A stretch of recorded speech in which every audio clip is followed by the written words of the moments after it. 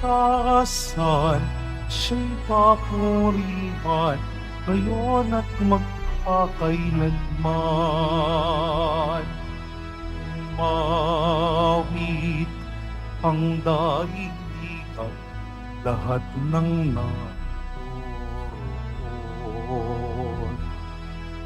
Umawit ang sangkatauhan, purihin ang Panginoon. Papuri sa kaitaasan, siya'y papurihan, Diyos ng lahat. Papuri sa kaitaasan, siya'y papurihan, ngayon at magpakailanman. Sa ngalan ng Ama at ng Anak at ng Espiritu Santo, Amen. ang pagpapala ng ating Panginoong Jesucristo, ang pag-ibig ng Diyos Ama, at ang paipagkaisa ng Espiritu Santo naway sumainyong lahat. At sumaiyo rin. Mga kapatid, gunitain natin ngayon si San Bernabe Apostol. Sama natin sa misa natin ngayon ang mga intensyon sa araw na ngayon. Ang mga intensyon ninyo kay narito sa loob at sa labas ng Basilica Minor at pambansang dambana ni Jesus Nazareno. Ang mga intensyon naman nakiisa sa atin sa pangitan ng live streaming through Facebook Live, YouTube, X at iba pang social media dito sa ating bansa at iba't ibang dako ng mundo. Isama rin natin sa misa natin ngayon ang ating intensyon para sa kapayapaan sa buong mundo. Mga kapatid, sa aklat ng mga gawa ng mga apostol, nagpapatuloy ang pagpapahayag ng mabuting balita sa mga apostol. Sa ating Ebanghelyo ni San Mateo, pinapadala ng ating Panginoon ang mga alagad upang ipahayag ang paghahari ng Diyos. Ang paghahari ng Diyos ay siyang misyon ng Panginoong Hesus, ay atin ring misyon ng simbahan. Ngunit sa mga sandali na tayo dahil sa ating karupukan at kahinaan, tayo nagkasala. Aminin po natin ang ating mga kasalanan upang tayo maging marapat gumanap sa banal na pagdiriwang. Inaamin ko sa makapangyarihang Diyos at sa inyong mga kapatid na lubha ako nagkasala sa isip, sa salita, sa gawa, at sa aking pagkukulang. Kaya isinasamo ko sa mahal na Birhen Maria, sa lahat ng mga anghel at mga banal, at sa inyong mga kapatid, na ako ipanalangin sa Panginoong ating Diyos. Paawaan tayo ng makapangyarihang Diyos, patawarin tayo sa ating mga kasalanan, at patnubayan tayo sa buhay na walang hanggan. Amen. Panginoon, kaawaan mo kami. Panginoon, kaawaan mo kami. Kristo, kaawaan mo kami. Kristo, kaawaan mo kami. Panginoon, kaawaan mo kami. Panginoon, kaawaan mo kami. Manalangin tayo. Ama naming makapangyarihan, si San Bernabing, puspos ng Espiritu Santo at panampalatayang matibay, ay sinabi mong ibukod upang gampanan ang pag-akit sa mga bansa. Ang mabuting balita na masigasig niyang inilahad ay patuloy nawang maipahayag at totohanang matupad sa pangitan ni Jesucristo kasama ng Espiritu Santo magpa sa walang hanggan. Amen. Magsiupo ang lahat.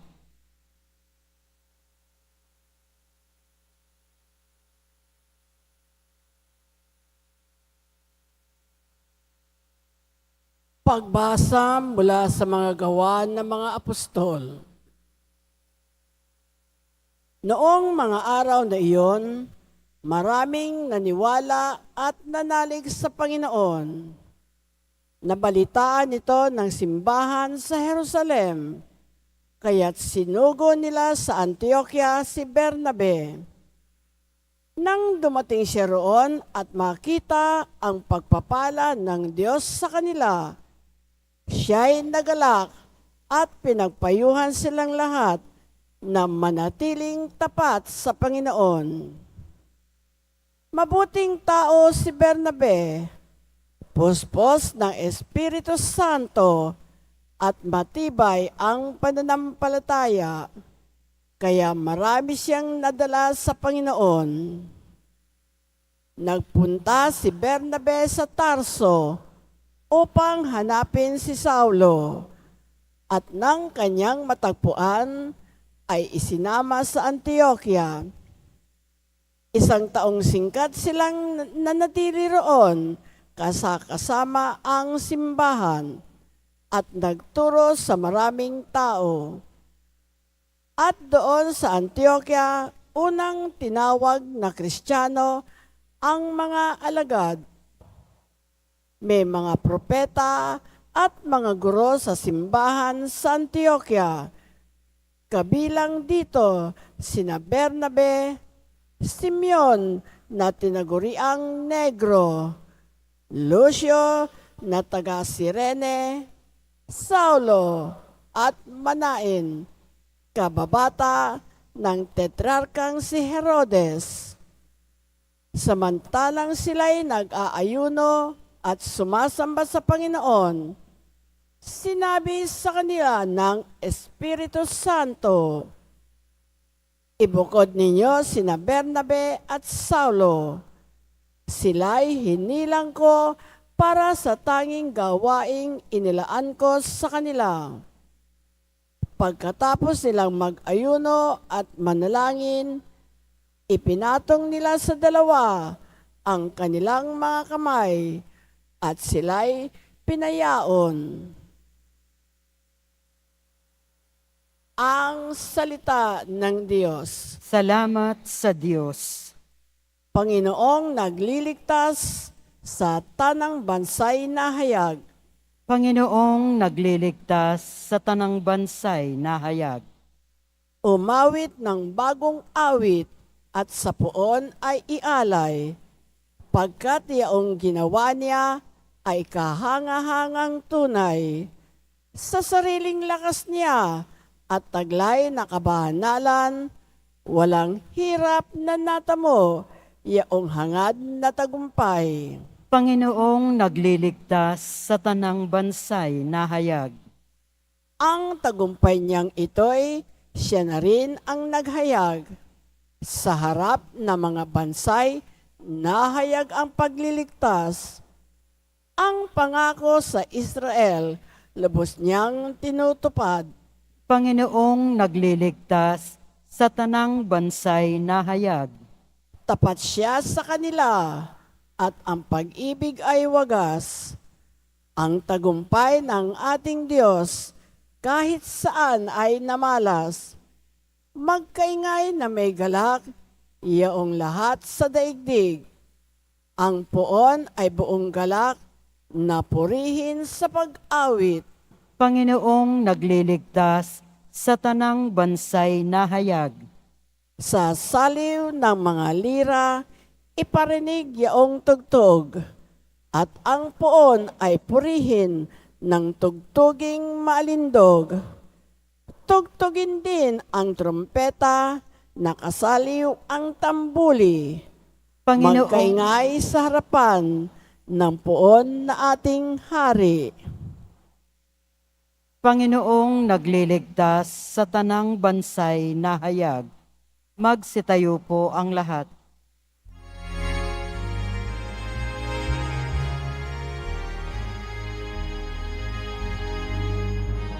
Hallelujah,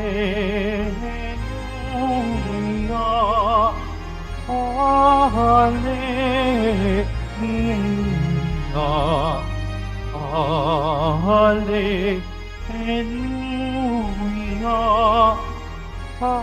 hallelujah.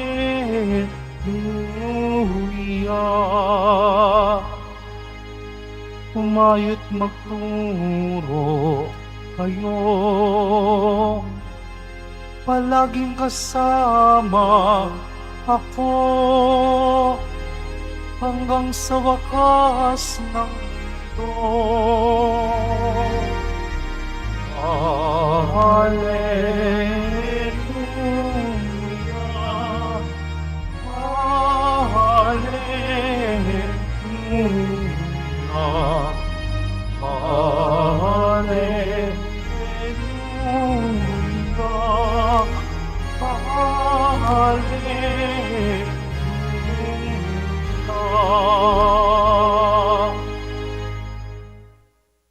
Sumainyo ang Panginoon. At sumaiyo rin. Ang mabuting balita ng Panginoon ayon kay San Mateo. Papuri sa iyo, Panginoon. Noong panahong iyon, sinabi ni Jesus sa kanyang mga alagad at mga apostol, "Humayo kayo at ipangaral ninyo na malapit nang maghari ang Diyos. Pagalingin ninyo ang mga may sakit at bubuhayin ang mga patay. Pagalingin ninyo ang mga kitungin at palayasin ang mga demonyo. Yamang tumanggap kayo ng walang bayad, magbigay naman kayo ng walang bayad. Huwag kayong magdala ng salapi, maging ginto, pilak o tanso sa inyong mga lukbutan. Huwag din kayong magdala ng supot sa inyong paglalakbay, ni bihisan, pampalit na panyapak o tungkod, sapagkat ang manggagawa ay may karapatan sa kanyang ikabubuhay. Sa saan mang bayan, unayon kayo dumating.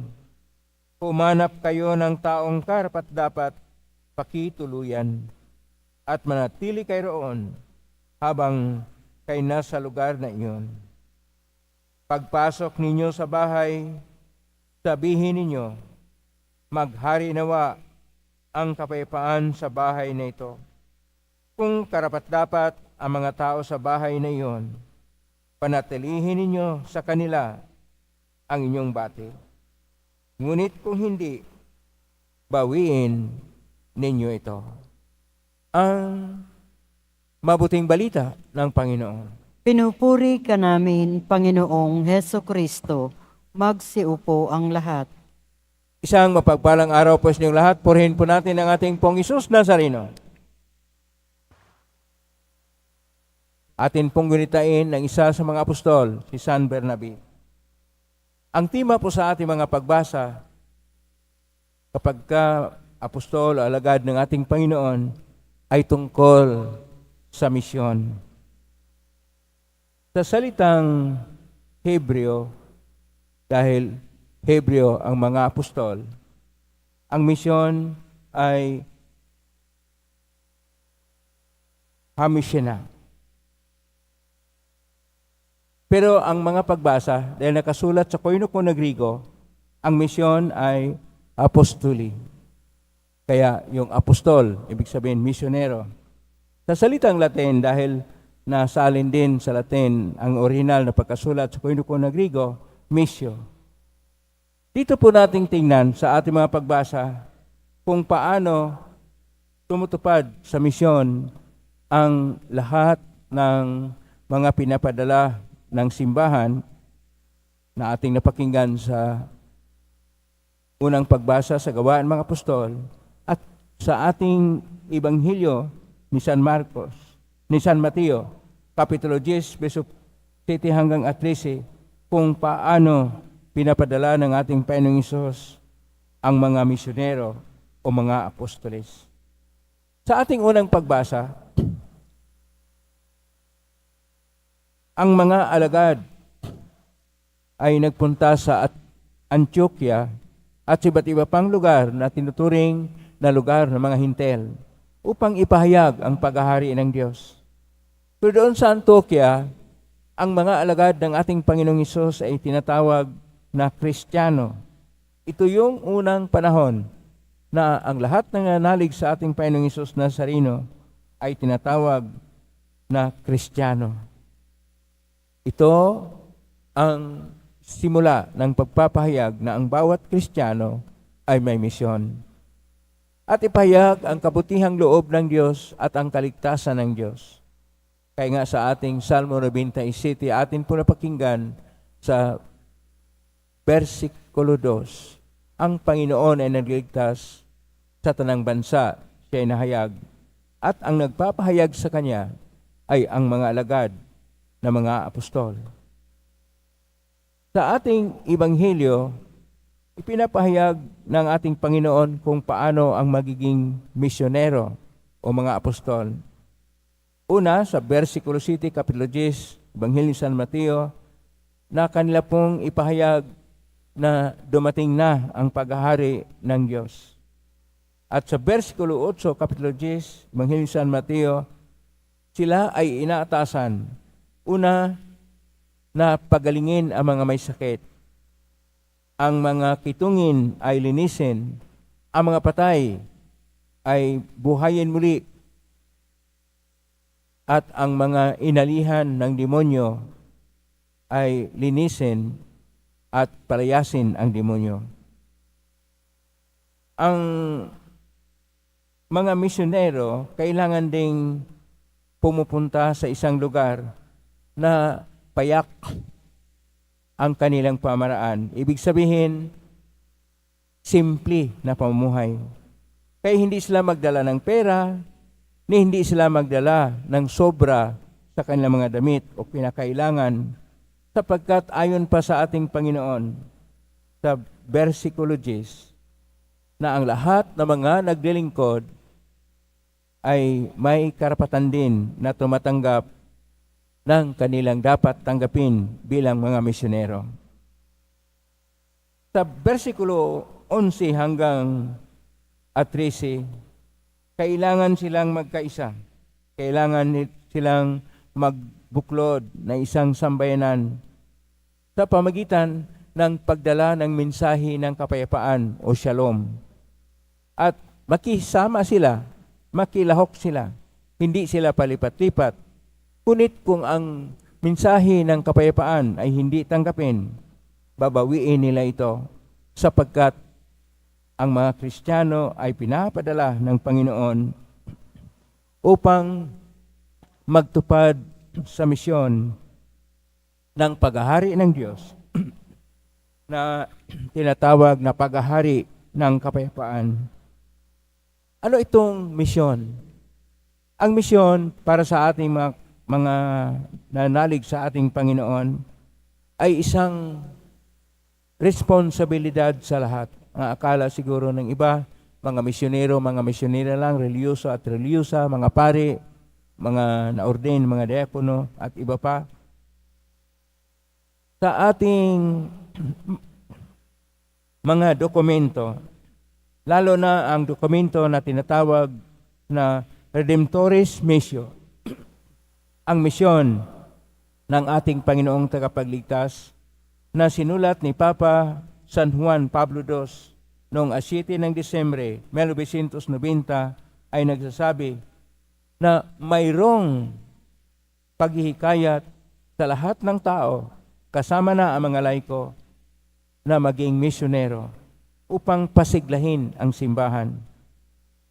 Ito ay isang panghikayat sa lahat na makilahok sa trabaho ng misyon na sinimulan noong sa panahon na nagkaroon tayo ng Konsilyo Vaticano II, Second Vatican Council, ay nagkaroon ng dokumento ad gentes para sa mga tao o sambayanan. Na sa numero 2, nagsasabi na ang misyon ay isang bahagi ng simbahan at ang simbahan ay nabubuhay dahil sa misyon, sapagkat likas sa simbahan ang pagiging misyonero. Ad gentes numero 2. At ito naman ay napapatibay noong si Papa San Pablo VI sa kanyang Evangelii Nuntiandi. Evangelii Nuntiandi na encyclical, Ebanghelyo Nuntiandi, pagpapahayag, numero 18, na ang pinakasentro ng gawain ng simbahan ay ang misyon na dalhin ang kaligtasan para sa lahat. Itong misyon ay una sa lahat ang pagtingin na nangangailangan na kaagad na ipahayag sa simbahan ang misyon na ang lahat ay mamuhay ayon sa kalooban ng Diyos, na ang lahat ay magkaroon ng biyaya ng kaligtasan. At magkaroon ng biyaya ng kaligtasan kapag sinasabi pa sa dokumento ni Papa San Juan Pablo II, Redemptoris Missio, numero 14 hanggang 15, na ito ang pagpapahayag na ang simbahan ay nabuklod na bilang sambayanan na nababatay sa pag-ibig o pagmamahal ng lahat ng tao upang madama ang pag-ibig ng Diyos. Na ibig sabihin, ang pinakauna na batayan sa misyon ng simbahan ay ipahayag ang pag-ibig ng Diyos, at ang pag-ibig ng Diyos ay dapat madama ng lahat ng tao. Pangalawa, ang misyon ay ang pagbuklod sa lahat ng tao na nagkawatak-watak na dahil sa kani-kanilang mga hinumalingan sa buhay na napalayo sila sa Diyos. Kinakailangan silang buklurin ng isang panibagong pamilya ng Diyos at panibagong sambayanan ng Diyos. Ito naman ay mula sa Ad Gentes, dokumento ng Konsilyo Vaticano II, numero 1 at numero 2, na kung saan ang lahat ng tao na dahil sa kanilang kinumalingan na mga material at makamundong bagay na palayo na sa Diyos, kaya kailangang buklurin upang magkaroon sila ng panibagong pamilya, at ang pamilya ay pamilya ng nananalig sa ating Panginoong Diyos.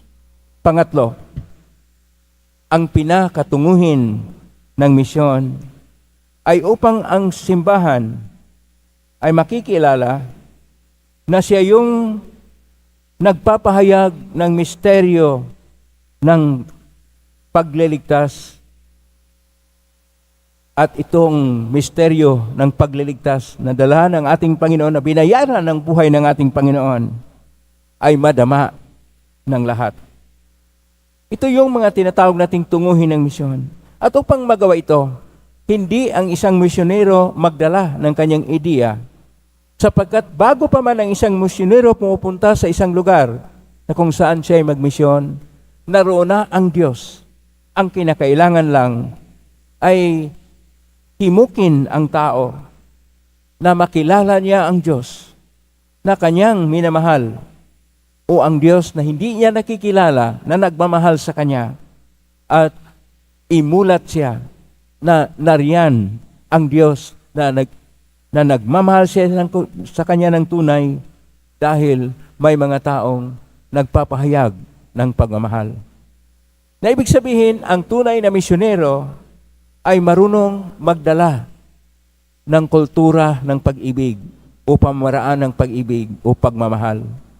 Hindi kultura na mga malalalim na kaalaman, bagkus ang tunay na pag-ibig at pagmamahal na napahayag sa konkreto na pakikitungo sa kapwa.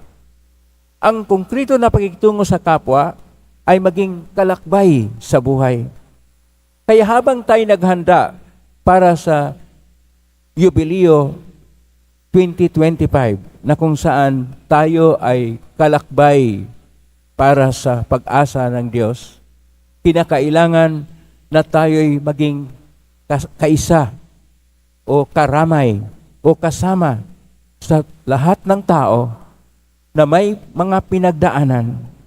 Napakinggan natin ang mga hinaing na mahirap nilang sabihin at bigkasin sapagkat napakabigat na silang buhay, at ang pakikiisa sa kanilang mga dalahin sa buhay, magaan man o mabigat, at ipahayag sa kanila na dala-dala na ng ating Pong Hesus Nazareno ang kabigatan ng kanilang cross, at nagpahayag na hindi sila iiwanan ng Diyos sapagkat handa silang dalhin tungo sa buhay na ganap at ikasiyasya.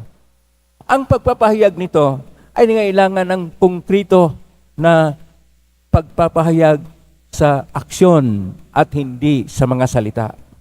Na ibig sabihin, ang lahat ng mga nananalig ay ipahayag sa kapwa-tao na seryoso tayo sa pagdala ng Diyos sa kanilang buhay upang iwaksi ang kinamalingan ng tao ng mga bagay-bagay o mga material na bagay sa mundo, gaya ng cellphone at mga laro nito, gaya ng computer at artificial intelligence o AI na siyang naghimok sa mga tao na mapalayo sa Diyos, gaya ng kung anong mga apps sa cellphone at sa computer na kung saan doon na nalulong ang tao at hindi na nakasentro sa mga bagay-bagay na makabuluhan, sa mga bagay-bagay una sa lahat na tutulong sa pamilya upang ito'y magkakaisa at hindi mag-isip tungkol sa diborsyo sapagkat ang diborsyo ay laban sa kalooban ng Diyos.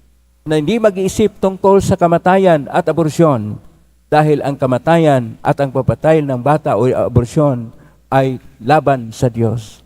Ang pag-iisip kung paano maging instrumento ng kapayapaan upang magbuklod ang lahat sa shalom o kapayapaan ng tunay upang hindi na mag-isip tungkol sa mga bagay-bagay na siyang nagpapahamak sa buhay at nagpapahamak sa kalagayan ng tao. Ang dalhin ay ang mensahe na mayroong Diyos na nakiisa sa atin, nagmamahal sa atin, laging sa atin, nagbayad ng kanyang buhay upang tayo'y mapasa kanya at maligtas niya, upang tayo makakilala na dakila ang pag-ibig ng Diyos sa atin, upang tayo'y marunong ding umibig sa ating kapwa-tao. Yung mga magpahayag ng pag-ibig ng Diyos, palakpakan po natin ang Diyos sapagkat sa kanyang pag-alay ng kanyang buhay, tayo'y kanyang iniligtas. Sa kamatayan niya sa krus, tayo'y kanyang naligtas. Yon ang ating misyon. Ipakilala ang Diyos ng pag-ibig upang ang tao'y marunong magbuklod ng sambayanan na may kultura ng pag-ibig. Amen? Purihin natin ang Diyos.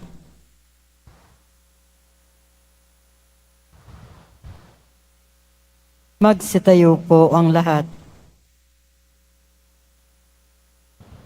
Minamahal ko mga kapatid, manalangin tayo sa Diyos, Ama, na nagnanais na ang lahat ng tao ay maligtas at makabatid ng katotohanan. Atin pong itutugon, maghari ka nawa sa amin, O Panginoon. Maghari ka nawa sa amin, O Panginoon. Ang Santo Papa, mga obispo at mga pari, naway patnubayan ng banal na espiritu sa pagtataguyod ng layunin ng misyon. Manalangin tayo. Maghari ka nawa sa amin, O Panginoon. Ang mga misyonero naway maipahayag si Kristo sa mundo sa pamamagitan ng kanilang paglilingkod na may kababaang loob na hindi nakabatay sa kanilang kapangyarihan o kabantugan. Manalangin tayo. Maghari ka nawa sa amin, O Panginoon. Ang mga laikong mananampalataya, naway mapukaw ang kalooban sa pag-ibig sa Diyos at sa kapwa, para sila ay makipagtulungan sa pagmisyong gawain ng simbahan. Manalangin tayo. Maghari ka nawa sa amin, O Panginoon.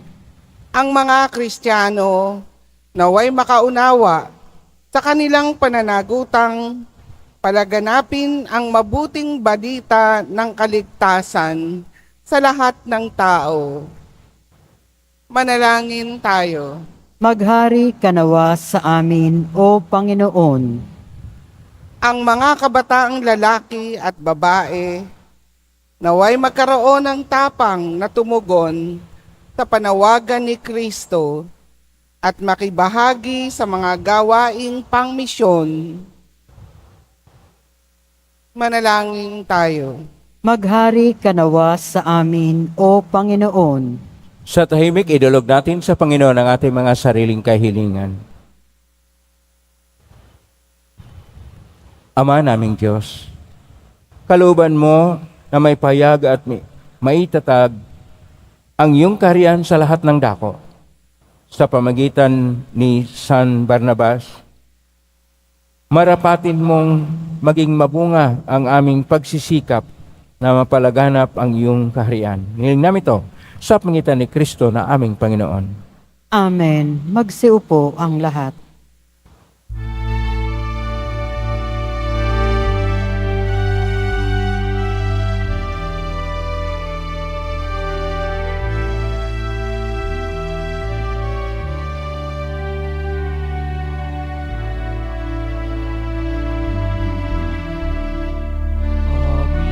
Aming alay sa'yo, Panginoon. Ang tinapay at alak na iyong kaloob upang gunitahin ang buhay na inihalay nang tayo'y magdiwang bilang isang sambayanan.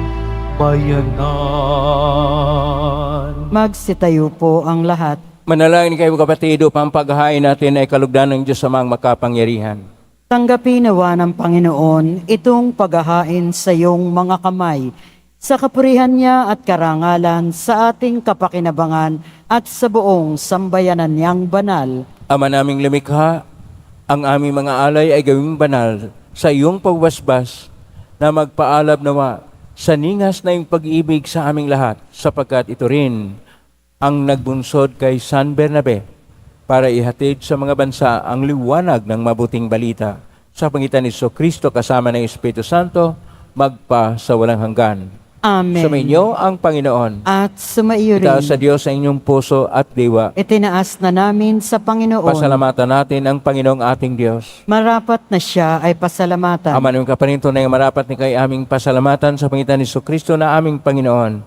Itinarag niya ang iyong sambayanan at ang mga apostol ay saligat katuwang sa pagpapanatili ng iyong pagmamahal na di magwawakas kahit kailan. Kaming sambayanan mo dito sa daigdig ay katibayan ng pamumuhay sa langit.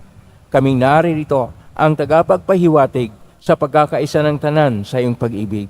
Kaya kaisa ng anghel si awit ng papuri sa iyong pahay sa kalangitan, kami nagbubunis kadakilaan. Santo, Santo, Santo, Panginoong Diyos ng mga hukbo, napupuno ang langit at lupa ng kadakilaan mo. O sana sa kaitaasan, pinagpala ang naparirito sa ngalan ng Panginoon. O sana sa kaitaasan, magsiluhod po ang lahat. Ama naming banal, ikaw ang bukal ng tanang kabanalan, kay sumitan ng Espiritu ng banal, makalob na ito pang para sa aming maging katawan at dugo ng aming Panginoong Kristo.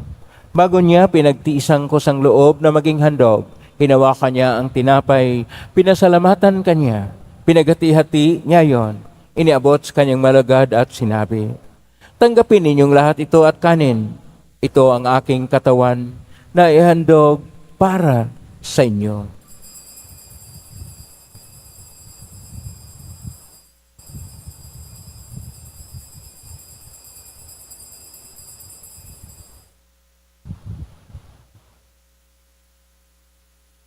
Gaya naman matapos ang hapunan, hinawakan niya ang kalis, muli kanyang pinasalamatan. Inabot niya ang kalis sa kanyang malagad at sinabi, tanggapin ninyong lahat ito at inamen. Ito ang kalis ng aking dugo na ang bago at walang hanggang tipan. Ang aking dugo na ibubuhos para sa inyo at para sa lahat sa kapagpapatawad ng mga kasalanan. Gawin niyo ito sa pag-alala sa akin.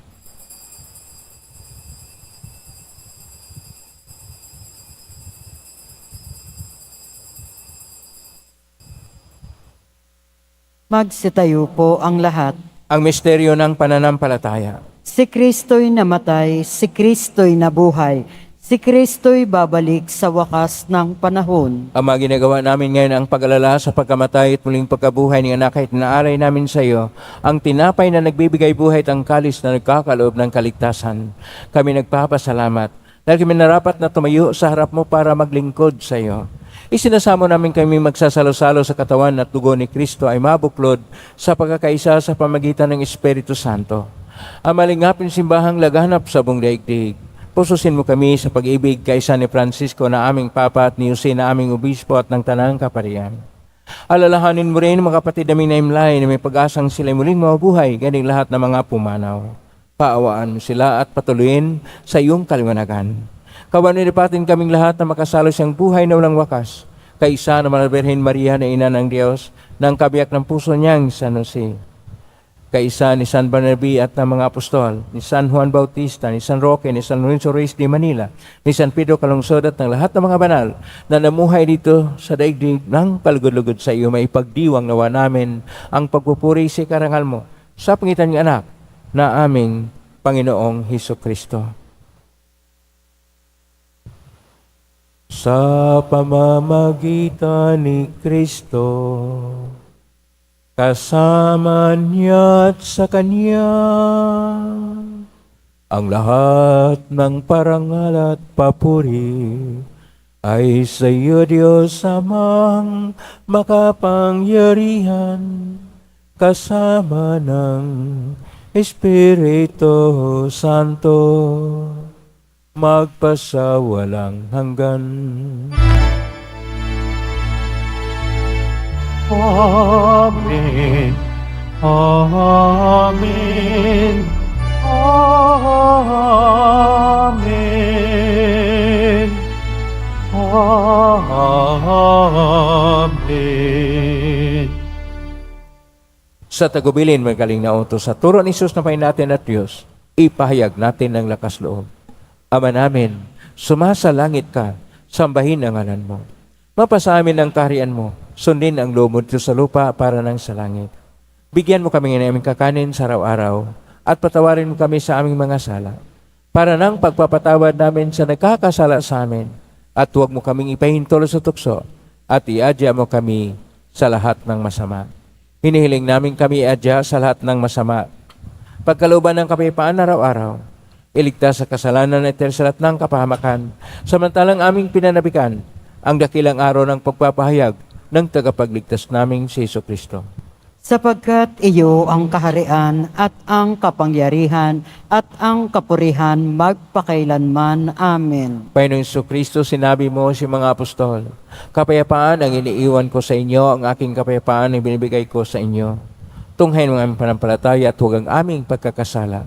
Pagkalooban mo kami ng kapayapaan at pagkakaisa ayon sa iyong kalooban, kasama ng Espiritu Santo, magpa sa walang hanggan. Amen. Ang kapayapaan ng Panginoon ay laging sumainyo. At sumaiyo rin. Magbigayin kayo ng kapayapaan sa isa't isa. Kapayapaan.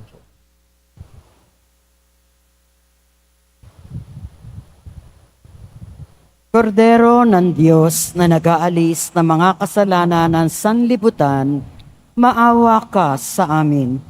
Kordero ng Diyos na nag-aalis ng mga kasalanan ng sanlibutan, maawa ka sa amin.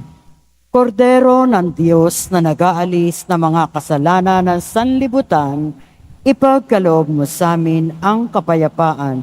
Magsiluhod po ang lahat. Ito ang kordero ng Diyos. Ito ang nag-aalis na makasalanan ng sanlibutan. Mapalad ang mga inaanyayahan sa piging ng kordero. Panginoon, hindi ako karapat-dapat na magpatuloy sa iyo, ngunit sa isang salita mo lamang ay gagaling na ako. Katawan ni Kristo. Amen.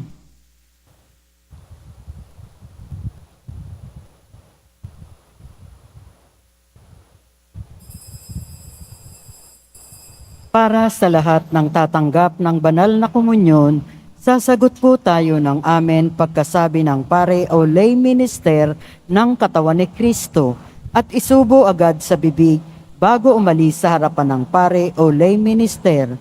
Sumunod po tayo.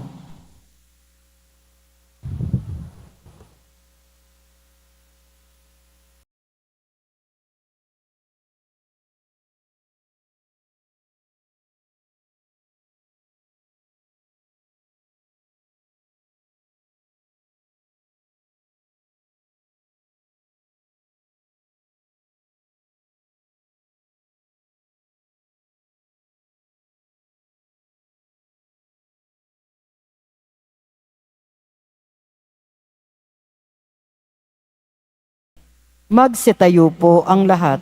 Manalangin tayo.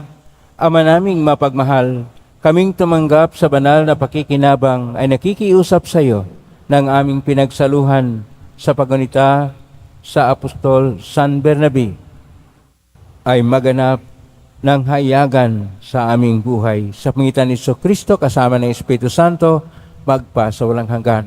Amen. Maraming salamat po sa inyong pagdalaw sa tahanan ng ating pong Hesus Nazareno sa panahon ng ating pagunita kay San Bernabe Apostol. Kayong narito sa loob, kayo manaugnay sa iba't ibang social media platform na cross-posting sa iba't ibang paraan at tumutulong sa Quiapo Church na way ang inyong panalangin ay dinggin ng poong Hesus Nazareno. Salamat sa lahat ng mga naglilingkod ngayon. Pagpalain kayo lagi ng poong Hesus Nazareno. Palakpakan natin ang lahat ng mga naglilingkod, lahat ng narito, lahat ng naugnay sa atin at tumutulong sa atin. Naway ang Diyos ay magpapala sa inyo ng siksik, liglig at nag-uumapaw na mga biyaya. Misyon.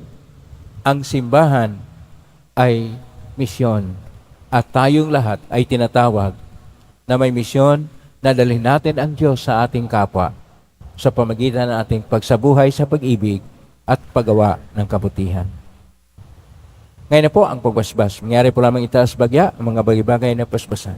Sumainyo ang Panginoon. At sumaiyo rin. Mahal na pong Hesus Nazareno, inihagpas ang cross ang walang malayo na pag-ibig ng Diyos sa sangkatauhan. Pakinggan mong kailangan ka na nagsusumamo sa iyo, makamtanawa nila ang iyong katugunan na tanggapin ang kasagutan mitang na loob na tinatanaw. Basbasan din po ninyo ang mga dalaming imahen, dasal at mga bagay-bagay. Basbasan ang may makaramdaman.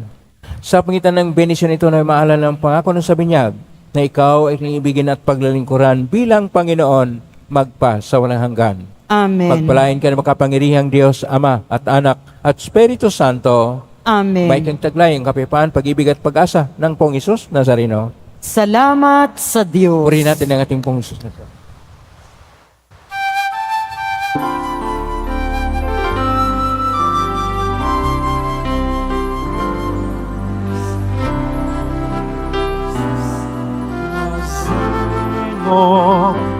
Sinasamba ka namin,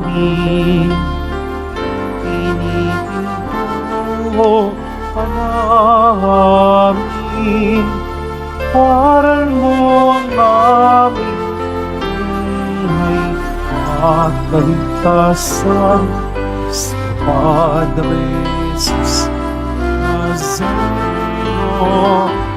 Iligtas mo kami sa kasalanan, ang krus mong namatayan ay sa isag ng aming kaligtasan. Sa Padre Jesus Nazareno.